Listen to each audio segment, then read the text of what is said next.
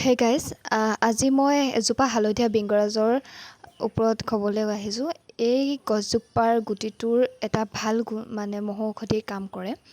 মই গম পোৱা নাছিলোঁ, কিন্তু যিহেতু মোৰ ক্ষেত্ৰত হৈছিলে সেইবাবেহে মই আপোনালোকৰ আগত শ্বেয়াৰ কৰিছোঁ।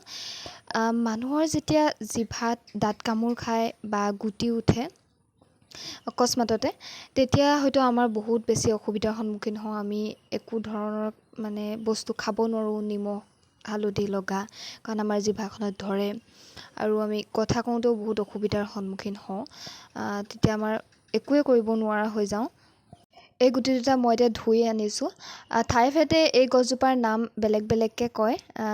আমাৰ ইয়াত শুহনি গছৰ গুটি বুলিও কওঁ।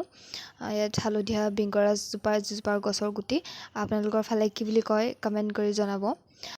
মোৰ ফ্ৰণ্ট কেমেৰাটো অলপ বেয়া হৈ আছে, মোবাইলটো পৰি কেমেৰাটো বেয়া হৈ গ'ল বাৰু যি কি নহওক, আপোনালোকে অকণমান চাগে দেখা পাব মোৰ জিভাৰ আগত অলপ ৰঙা হৈ আছে, দেখা পাইছে চাগে। বহুত বেছি অসুবিধা। মই আজি দুদিনমানৰ পৰা মানে ইমান অশান্তি পাই আছোঁ। মই একো খাব পাৰিছোঁ না, কথা ক'ব পাৰিছোঁ। মই এতিয়াও ভালকৈ কথা ক'ব পৰা নাই। মই এই গুটিটো মুখত লগাই পিনিহে অকণমান ভাল পাইহে মই এতিয়া মানে ভইচটো দিব পাৰিছোঁ ভালদৰে। এই গুটিটো আপোনালোকে ভালদৰে ধুই মেলি চোবাই অলপ খোৱাৰ পিছত যেতিয়া মুখত ল'ব, তেতিয়া আপোনালোকৰ মুখত মানে জিন এটা ভাৱ, মানে অলপ পুৰা নিচিনা এটা ভাৱ আহিব। কিন্তু একো অপকাৰ নহয় এইটো ল'লে মানে। হয়তো বহুতে জানেও চাগে, যিসকলে নাজানে তেওঁলোককে কৈছোঁ বাৰু। তেতিয়া মানে এই মুখৰ জিনজিননি হৈ যাব আৰু তেতিয়া অলপ মানে জিভাখন আপোনালোকে খাই চালে, মানে যদি আপোনালোকে খাই চায় তেতিয়া আপোনালোকে গম পাব।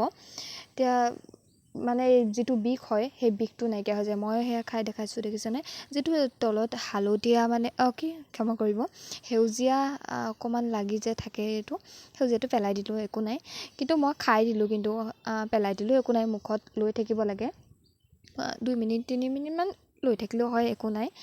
হিপটো নিগিলাকৈ তেতিয়া মানে জিভাখন পুৰিও থাকে। কিন্তু দেই, আপোনালোকে ভাবিব পাৰে যে ঘপকৈ পুৰিছে জিভাখনৰ কি হৈ যাব, কিবা হ'ব নেকি? তেনেকুৱা একো নহয়। মোৰো তেনেকুৱাই ভাবিছিলোঁ, কিন্তু অলপ সময় পিছত গম পাব আপোনালোকে মানে কথা ক'ব পৰা নাছিলে বা একো খাবও পৰা নাছিলে, বহুত বেছিয়ে ভাল ফল পাব।